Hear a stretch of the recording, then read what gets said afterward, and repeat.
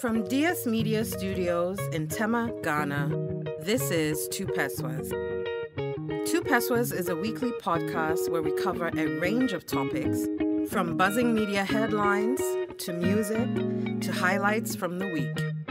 Each episode is co-hosted by myself, Peaches, and Eddie. Hello, everyone. Welcome to episode 10.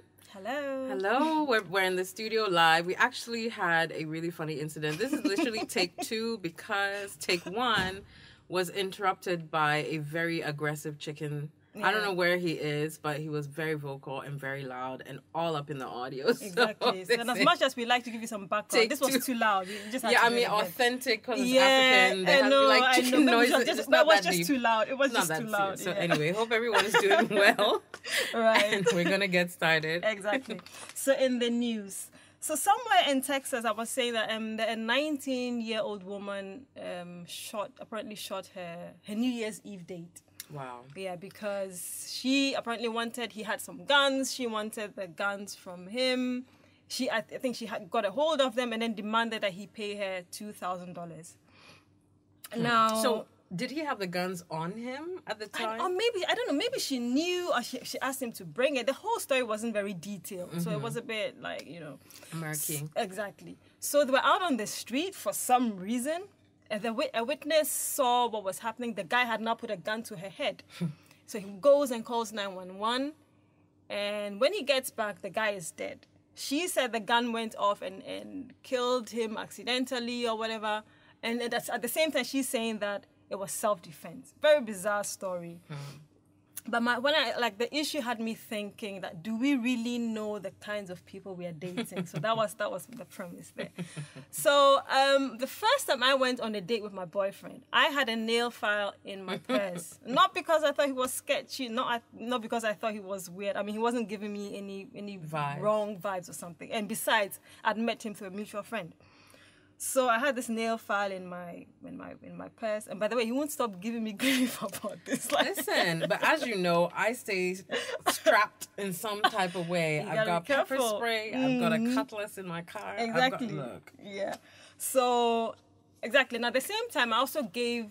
I don't know whether it was you again, whether it was you or my sister. I gave you or her his number in case something happened. I don't seem to remember, but that was the thing. And I'm just saying, with the advance of technology, I mean, you've got your Tinders and your Bumbles, you've got Facebook, Twitter, whatever. You've got your normal churches, funerals where you can meet people. You can meet people basically anywhere. But people can be crazy. Mm-hmm. You've got your serial killer squad. You've got your married men squad who are looking for some side action. You've got a whole lot of people out there. So when you're meeting somebody for the first time, a lot of the time we think, oh, we're grown, we don't need to tell anybody where we're meeting. But it's always good to let somebody know where you're going. And also go into a public place where nothing can happen. Because that could save your life. Yep. Yeah. So on the basis of this bizarre story, it just got me thinking that, do we really know who we're dating? Something to think about. So that's my in the news. That's a good one. And it's a very Texas type of story. Texans and their guns. Guns, I know. Don't play with it. 19. She's 19. That means he must be fairly young himself. It's just a bizarre story. Very sad, actually. Okay, so for my in the news this week, a couple of days ago, there was an announcement that the Vice President Bawumia flew to the UK for medical treatment. Yes, I heard that. And then he's still there, and they're unsure when he'll return. Mm-hmm. So of course it just got me thinking, that I just feel. Now, first of all, let me preface this by saying I actually quite like Dr. Bawumia. I think he's very well spoken, he's very intelligent, all that.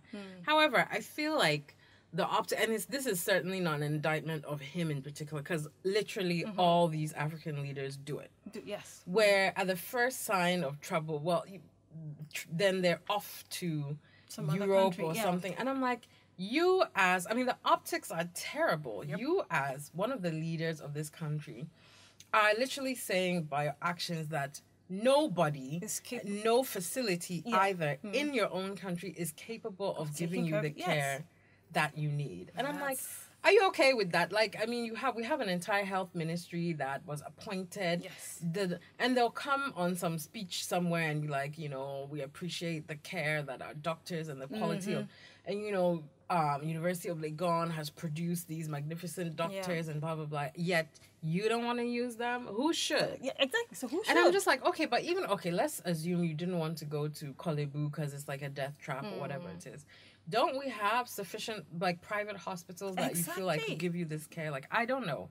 I mean, I just feel like it looks terrible. And I don't think that our public servants should be the ones dipping and dodging the facilities that they are in charge of managing. Like, what do you mean? That's like having a restaurant, but you won't eat there. Because I refuse to believe that there aren't people who could have taken care of him. I mean, so that's the part one. And the part two is, it did get me thinking about how much right do we have as citizens to the medical history of our leaders. Right. At what point is it like their personal confidentiality versus, well, if he can't do the job, do we need to know? Don't we have a right to know? I've never thought of that. And I don't really know where that line is drawn. But I mean, just in the case, for example, like Buhari, who...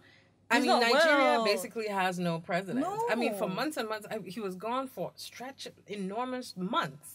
Maybe it should become mandatory for politicians to take medical tests before they actually get I'm sure into they're office. Supposed to. Yeah. And I mean, even America, they did, well, it was obviously bogus as hell. But Trump's recent health, they come and say, okay, he weighs this much, he weighs that much, he's in good health, which, but I mean, technically, I feel like we should know. I mean, even I'm talking about Buhari. Look at Atta Mills. I mean, the man was clearly ill. Apparently, it was throat cancer or something. I think so, something like that. Didn't they say Bawumia he has a stroke? Rumors. That's what I'm hearing. I don't know whether it's confirmed or true, but I'm hearing rumors that he had a stroke. Oh my goodness. But even if he had, wouldn't it be a bit more sensible to have him here take care of it instead of flying him all the way there? Then that means they flew him on a medical jet and all that. So again, all that, I'm the one paying for that. So you and I are paying for this. It's just so I don't know. Obviously, you wish him well and you want, but I mean and then that's the thing. Like, for example, that's why I get so mad when I see they put on these hazards and try and cut through traffic. Excuse me. I feel like you should be the one made to sit in that traffic. Exactly. So you understand. So that you go to the office and be like, okay, the traffic is ridiculous. We need to We need to do something about it. But and if you have these advantages, you're not going to do anything about it. You don't care because you're not really. Maybe some of or like all the ministerial during the Doomsor crisis, all of them were getting free fuel and generators and everything. No, you should be in the dark with us. Yes. You should be in the traffic so you understand that maybe you've forgotten, maybe it's not affecting you. When the thing affects you, you're more inclined and motivated to do something about it. Because it's like they're living in a different world altogether. Yeah. They're not living the same lives that some of us are. So what are you? I mean, this is not. Then you mean you're royalty. That this is like an empire. Yep. You are the emperor's son or whatever, and we just work and give you the money. That's not how it's supposed to work. That's not how it works, no. So if you're presiding over, some ministry or something or whatever it is, you should patronize your own stuff. And if you realize, if it's that bad, do something about it. You're the one that can, you can't not patronize your own stuff and then tell your citizens that they should. Like, how does that work? Don't look down on the quality when you're not doing and it's the same for everything. Whether it's university, that they don't send their kids to the same schools. Yep. They don't send them to hospital here.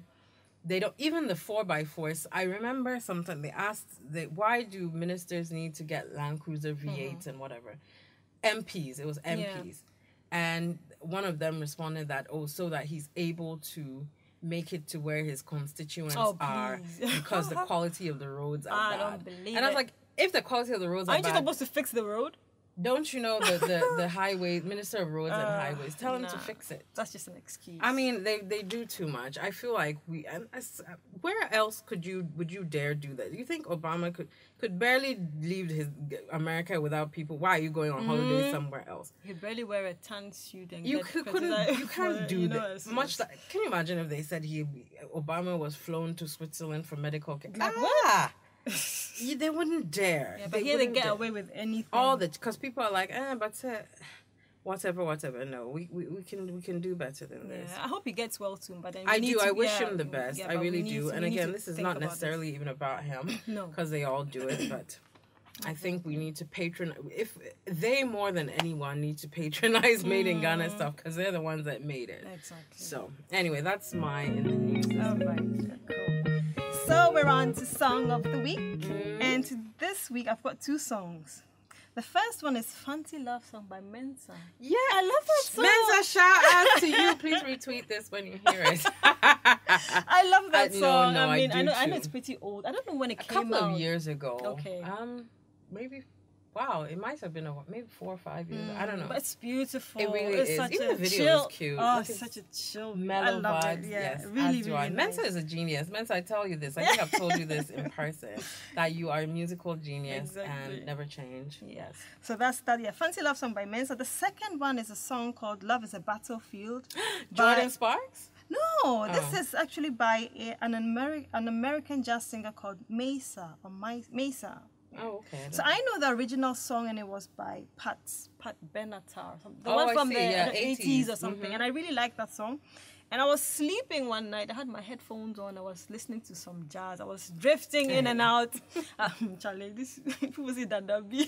Feeling splalala. Listening to jazz in the evening. Are you people listening? I keep insisting Eddie's a Dadabi. I listen to everything. Please, not just jazz. I listen to everything. Anyway, so I was listening, and then I heard this song, and I knew I'd heard the song before, but it was a different version. So I just dragged myself out of sleep, looked at the name, and then checked it out later. That's cool. Yeah, so it's a really beautiful. Yeah, it's a very beautiful rendition of Love Is a Battlefield. So that's the song, beautiful song. If you can check it out, Maysa, Love Is a Battlefield, and Fancy Love Song by Mensa. Lovely. Yep. All right. So I also have 2 song recommendations. So the first one is called Contradiction, and it's by Mali Music featuring Jhene Aiko. Oh, so okay. yes.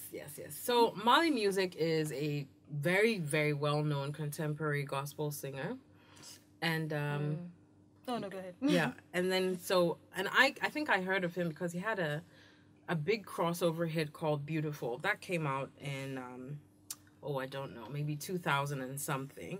And then Jhene Aiko is like quite known. She's like an alternate R&B singer kind of thing, really chill vibes. Yeah, so she kind of broke out. Well, and that's when I heard of her as well. Somewhere in 2013, she released an EP called Sail Out, and it did really well. And the song off of it that I heard first was called Comfort in Freestyle. I was just going to ask whether you know Comfort in. Yes! I was just going to say, do you know that song? Comfort in Freestyle. That's a very, very good song. I like it. So apparently they collaborated for the soundtrack to a movie called Chirac, which is like a Spike Lee movie. And the song is called Contradiction, and it's gorgeous. Of course, he got some flack because they're like, hey, Mali Music, so what are you doing? This contemporary worldly songs about romancing girls and stuff, but the song is good. So I know secular songs. Yeah, so check that out. And the second song is by a Nigerian artist. It's called Nonso Amadi. Now he broke out. He dropped an EP called Alone somewhere in 2015. And there was a song on there called Tonight, which is the song I'm recommending. That was like the breakout song off that EP. And it's like really, I actually really, really like that song. You should check it out. Check it out. Yep. Apparently he, grew up in Nigeria. He went to school in England, did his first degree. He's in Canada now doing his second degree. Oh, okay. And somewhere in between there, he released an EP. And it's really awesome. The problem is, apparently he did his first live Christmas shows in Lagos this Christmas. And people didn't go. Twitter ripped him to shreds because his live performance I watched them. They were pretty bad. Pretty bad. But people are like, don't be so hard on him. This is his first, big platform. And then somebody too said, look, this is not a high school. variety show or talent. Bring your A game. Come with your A game. You've been paid lots of money. Oh my God. Literally a huge audience of people are here to see you, and you're doing distance. So hopefully he gets better. I mean, I hope he takes that on board. I wish him well, because the music is really great. Right. So yeah, I think he needs to just finesse the yeah. Oh, but Contradiction by Mali Music featuring Jhene Aiko, and Tonight by Nonso Amadi. Beautiful. All right. We'll check it out. What the F? What the F? So in What the F today, people are eating Tide Pods. So before I get into that, let me tell you a story. Today it looks like today is like story time. Story time, because I have story for my 2 pesos as well. So when I was young, I must have been about 4 or 5. I found myself in some part of the house. I saw laundry detergent, like the powdered laundry detergent. I loved the smell. I said, you know what, Eddie? Let's eat exactly. Let's eat this. And surprisingly, I actually liked it. I remember liking it. So of course, my dad caught me, and I don't know what he did. Whether he gave me a charcoal tablet, he did something. And the weird thing is, like, even right now, when I smell laundry detergent, my mouth starts watering. Are you serious? I mean, I don't eat it. Do you know that show, My Strange Addiction? Yes. There are all sorts of things. So that's very weird. Like, my mouth actually I just love the smell, but I'm not addicted. I don't eat it. So that's my story. So the thing that people are doing now is eating Tide Pods. And these are like laundry detergent packets. They're very colorful. So if you're a kid, you might see it and think it's like something sweet. But ironically, it's not small children eating. That's the funny thing. It's actually a challenge, and I've seen people put them on pizza. Yeah, people are biting down on that. I hear some people have died, and I was just thinking to myself: so while human being has evolved, people are going back and eating soap. Like, why? You don't have to follow every trend. It's just, I find it very upset. Like, eating something like laundry. I mean, I've done it. I'm not saying it was right. I was a kid, but let's not follow everything. Well, there's this theory that when you reach a certain level of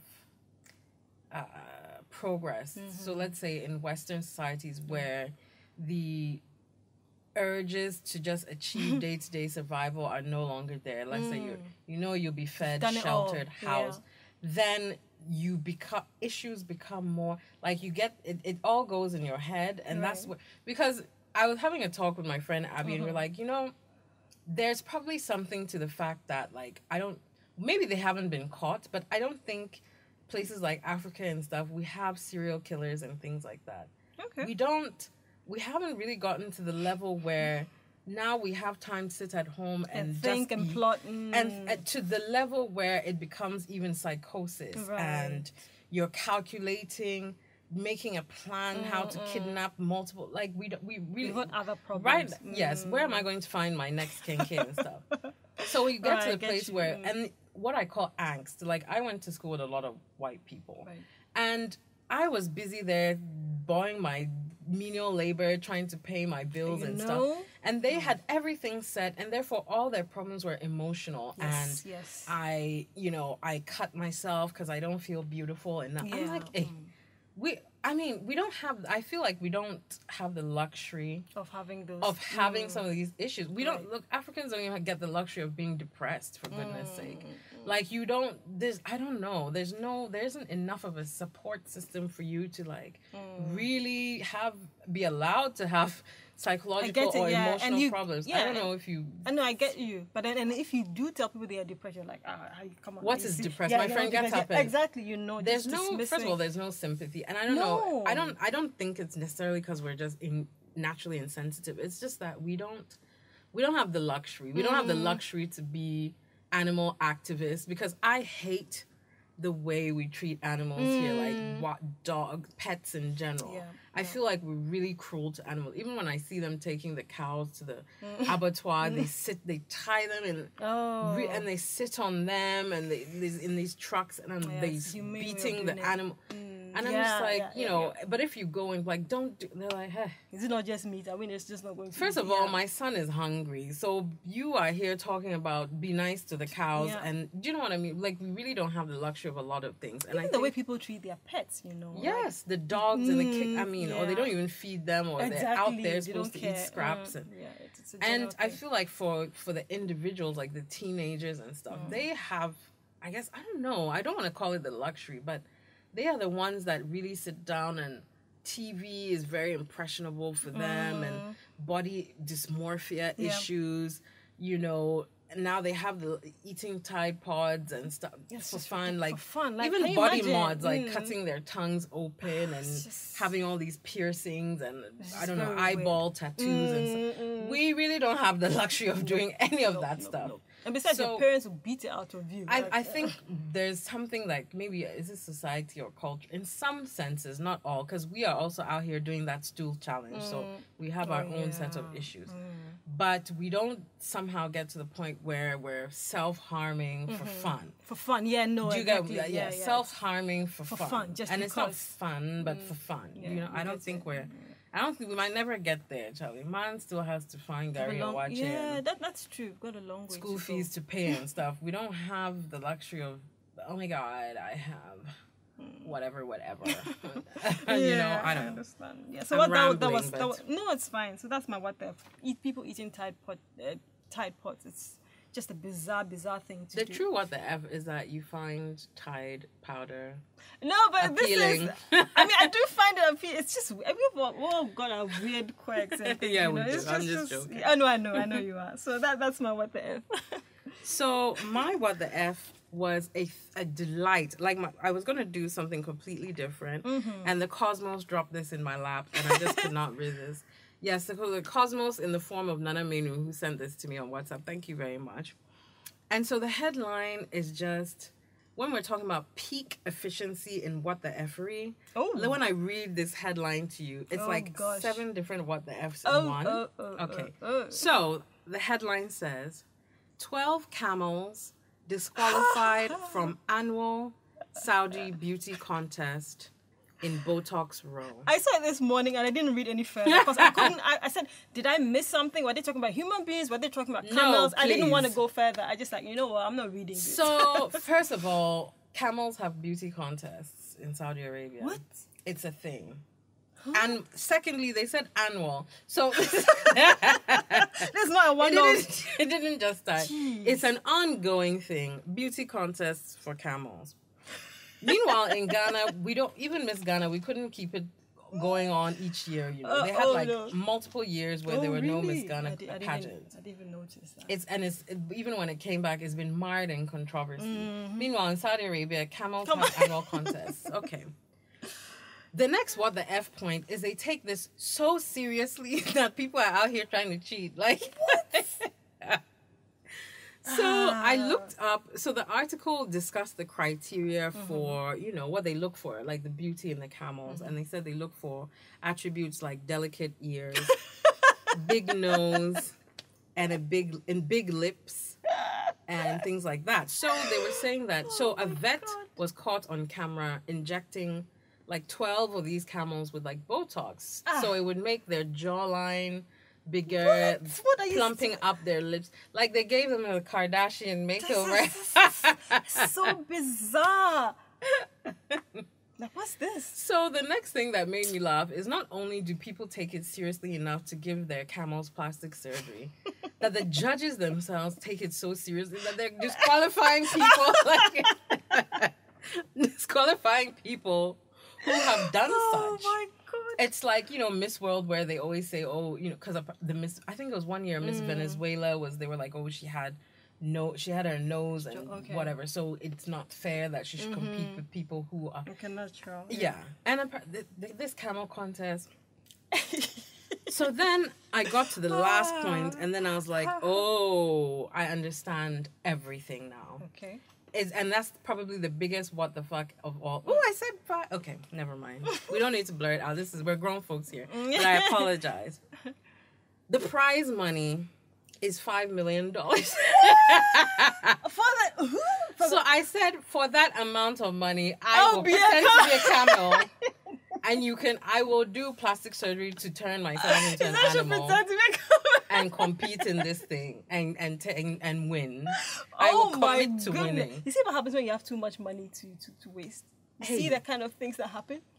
3.7 million pounds. Yeah, $5 million is the prize money. So then I'm just like, okay, no wonder that they're doing plastic surgery and stuff. What? I'm just like, hey, Saudi, this is the thing. Or like I said, when you reach a certain level, you can start getting caught up in things that other people wouldn't even. Now the stakes are so high. You are now a plastic surgeon that deals in camels. I can't even believe this. Like, what is this? It's so much money. $5 million.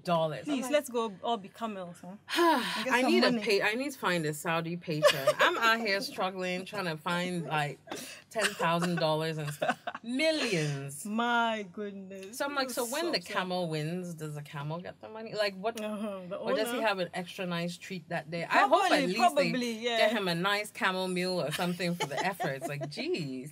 Anyway, this is insanity. It really is.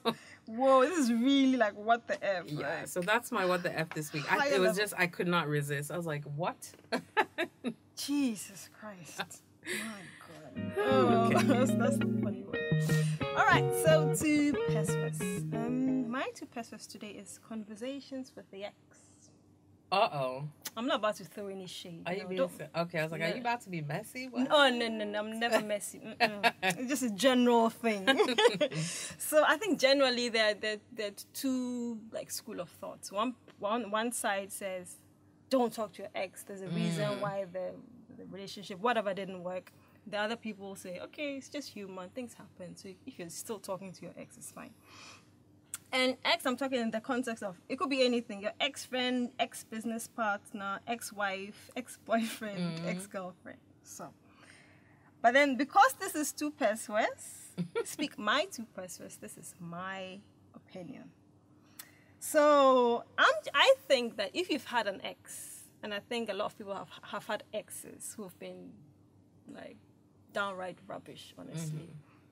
I don't see the justification for wanting to keep talking to you. I don't see like... Ooh, I'm going to have to disagree with you. Really? Somebody who treated you like really, really horrible? Okay, that's what I mean. I'm not talking to you. I think it depends how the relationship ended. I have a story even on that. Ooh, so girl, spill it. Actually, maybe I should get to that story now. So, I used to date a guy for years.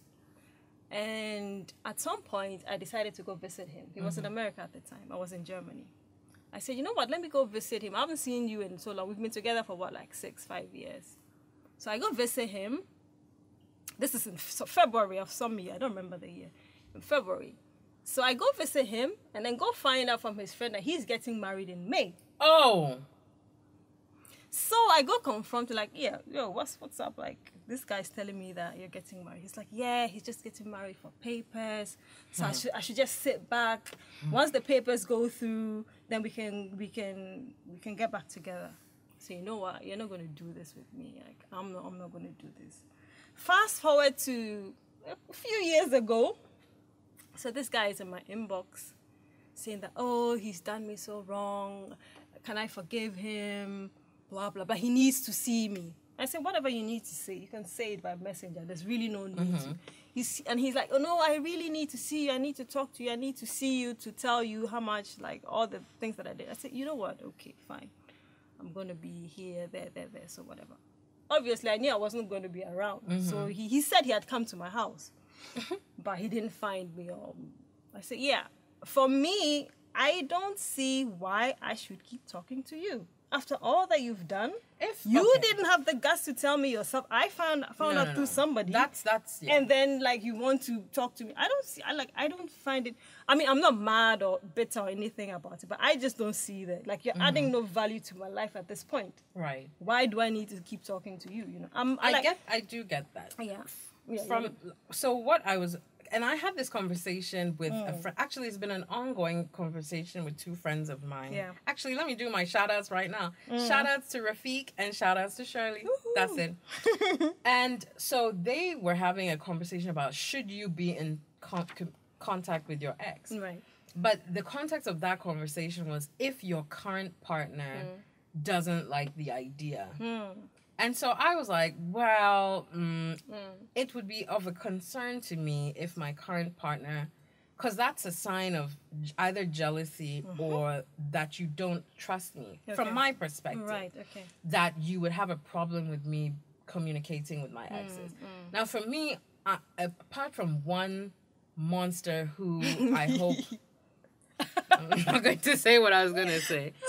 I'm actually really cool with all my exes. Like, because for me, if you got to the point where we were ever involved in a deep way, that means you like, I don't really open up to a lot of people. Okay, right.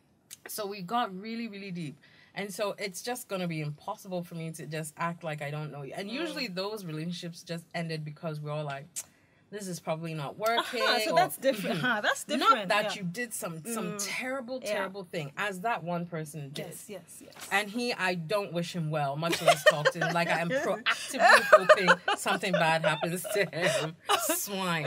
Oh, God. Otherwise, we talk. And I feel like people that cannot communicate with their exes, not that there was cheating or they did something.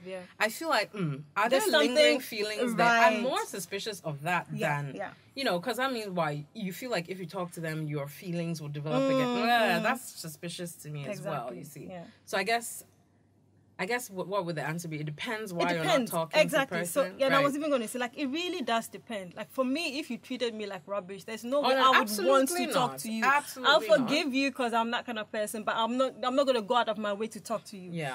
Obviously, also, if there are kids involved, there has to be some sort of communicate. There's no way around it. And you have to even try and keep it amicable so your kid doesn't get all messed up. Exactly. So those are instances. Or, for example, you're on a professional level, you have to go meet up with somebody maybe who screwed you over, but things have changed. You have to be professional and then deal with them. So I'm just saying that it depends. Do you keep talking to your ex? It depends on the situation. Yeah. But if you've done me wrong, sorry. Oh, hell no. It's over. So that's my 2 pesewas. Okay, that was really good. Yeah. Okay, so my 2 pesewas, I'm going to start with a riddle. Riddle. With a story. But then obviously if you read the headline of the episode title, you'll figure out where I'm going with this. Okay. But if you haven't, then you can play along. Okay. So here's a riddle. I'll see if you can get it. A boy and his father were driving in a car and they got into a terrible accident. The father died immediately and the boy was rushed to the emergency room. Right. And when he got there, the doctor said, "I cannot operate. This is my son." Yeah. That's the riddle. Okay. So... in the interest of time, I'll just... So, when and this is even before, like, the internet was really popping like that. But, I mean, it went round because nobody could figure out. People were like, oh, maybe he had a secret child, or maybe that wasn't really his father. It wasn't the actual answer was the doctor was his mother. Oh my God. And not one person got it, including me at the time. Do you see how we automatically thinking that the doctor has to be a guy? So, oh my God. What my 2 pesewas is about this week is ingrained sexism. All right. So now here's my story. About 2 weeks ago, I went to Republic, this bar in Osu, really cool place to hang out, amazing drinks. And I had parked somewhere. Now, I drive a beast of a vehicle, so parking is always tricky for me. So I had parked there, and as I was leaving with my friend, there was this guy who was going to park, let's say he was going to park behind the car, so it was going to be like a T, kind of. Now, he was on the other side of the street, but there was very little space between the back of my car and like the side door of his car. So as he was parking, we were standing outside the car. So I was trying to signal, I was like, you can't park there because I'm coming out and I won't be able to reverse out fully where you're parking.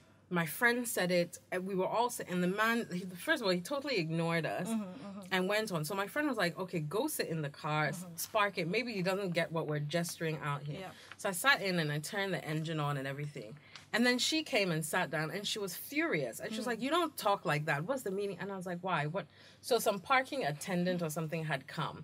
And I was like, why? What did he say? And she said, the parking attendant went to the man's car and was like, oh, he should move. He's like, oh, oyoba on siminya.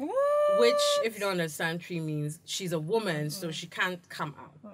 And she's like, this has nothing to do with being a woman. Look at the size of my car and the space. I will not be able, nobody would have been able to do it. And so when the man came back to the window and was like, oh, he's moved, you can come out. I was like, because, no chill. No chill, Miguel. Yeah. I was like, Masa, when you are talking, talk with sense, okay? What do you mean by mioba and what does that mean? I said, first of all, that person who is there, I bet you I'm a better driver than he will ever be, okay? I mean, you could look at the car I'm driving. You think is toys playtime to drive this car around? No, it isn't. So what do you mean? But you saw me, you decided it's because I'm a woman. I said, you obviously can't drive either, because neither of you can drive. Because if either of you had any sense, nobody would have had to tell him not to park where he was parked, and you would have known better than open your mouth and say, it's because I'm a woman, I can't make the maneuver, and not because the freaking physics of the thing just won't work. And I was like, and it's always these funny types who like have all these ideas about women and their places and what they're capable of and not capable of. And I'm just like, it has become to the point where, like, this riddle is an example. Sometimes you're not even aware that this thing has gotten into your mind. And it's conditioning you, So I read in the comment section of one thing that this Nigerian girl was talking about how it is so difficult to be a doctor, like, as a woman in Nigeria. I saw that. So, like, you'll be in your white coat, you'll have your stethoscope around your neck, everything, and then you go to a patient and they'll be like, oh, are you a nurse? Exactly. And you're like, no, I'm the doctor. And they're like, so where is the senior doctor? Yeah, I saw that. Because it's just unfathomable for them for you as a woman to have, I mean, what's going on, And I don't know if you heard the Lydia Forson issue recently. Yeah, I did. So some, hopped up, self-appointed commando or whatever it is, they were recording. Lydia Forson is an actress here in Ghana, an advocate. She's quite outspoken and people can't stand her for that alone. Yeah. So anyway, they were shooting scenes for something, and then some guy just appeared and was like, you can't film here. And apparently they got a permit and everything, and it was around the NAFTI campus, which is the school, the film school.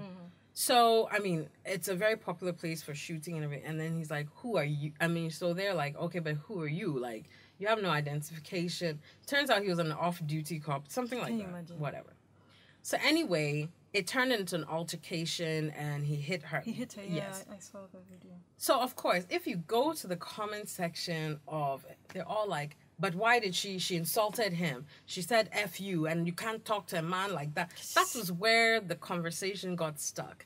Not the fact that somebody came without identification, with no demonstrable authority, and just came and said, don't do this. And you're supposed to just go and do it. Yeah, and blame the woman. You can't question, and then how dare you as a woman insult a man? And I'm like, terrible. Can we get it together? I mean, you see, it seems every week I come back to this, and it sounds like you're doing ranting, but come on. I think I don't know whether I told you, but I was going to work sometime, and the guy who said he was going to beat me up. What? I was on my way to work. I was on the motorway. I was in an Uber, and then there was this guy driving on the shoulder of the road. So I put out my hand, like, "Why are you driving like that?" We got to the end of the motorway. I was just telling him that, "Why are you driving like that? Like, you're being reckless."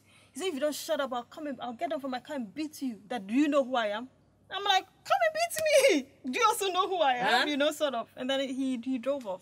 I still have the number on his car. So. You should report him to someone. Anyway, nobody will care. Yeah, go to the police station. Apparently, the DOVSU, which is a domestic and special victims unit or whatever, if you go there and say that your husband has beat you, they'll ask what you, did you do? What did you do? Exactly. So and if it turns out that it was an altercation and you actually insulted him, they're like, It's your fault. A woman is not supposed to use, and that's what they'll tell you there. So it's almost no point.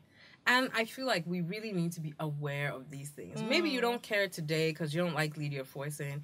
You don't care because you don't know me. You don't know Eddie. Yeah. You have a sister or a cousin or a mother who is going to be, just in her cause or in her position, and somebody will tell her to shut up because she's a woman and then that's what when about they'll that? start. Yeah, that's then when they'll start. like, you can't do this.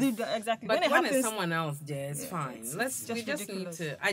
So my 2 pesos is really be more aware of the language we use, the mentality in our approach to things, and it's possible that none of you fabulous people out there are sexist, and the person that needs to hear this is somewhere, crap. But if you catch him and in some corner and you're having a conversation about something else, please speak some sense. Not even just him, her as well. Her, yeah, true. It's not just men. No, patriarchy princesses are out here representing. My husband has the right to blah blah blah. They're everywhere, indoctrinated and enslaved, and they don't realize it. So yeah. My 2 pesos this week. Oh, beautiful. And I've done my shout-outs, so I'm done. Shout-outs. Let me give a shout-out to my darling brother. Hey, the herbalist. Bruh. Represent. He's been holding us down from day one. He's awesome. He's smiling. I can see him smiling. Yeah, we can see him through the window here in the studio. All right, so that's my shout-out. Have a lovely week. Yep. And talk to y'all soon. Again, bye. Next week. Bye. Bye-bye. If you enjoyed the episode and you're listening to us on any of our platforms, please give us a thumbs up. Remember to subscribe, and we'd also love for you to share this episode with your friends. Let's continue the conversation. We'd like to hear your feedback. Information on how to reach us on our website can be found in the description.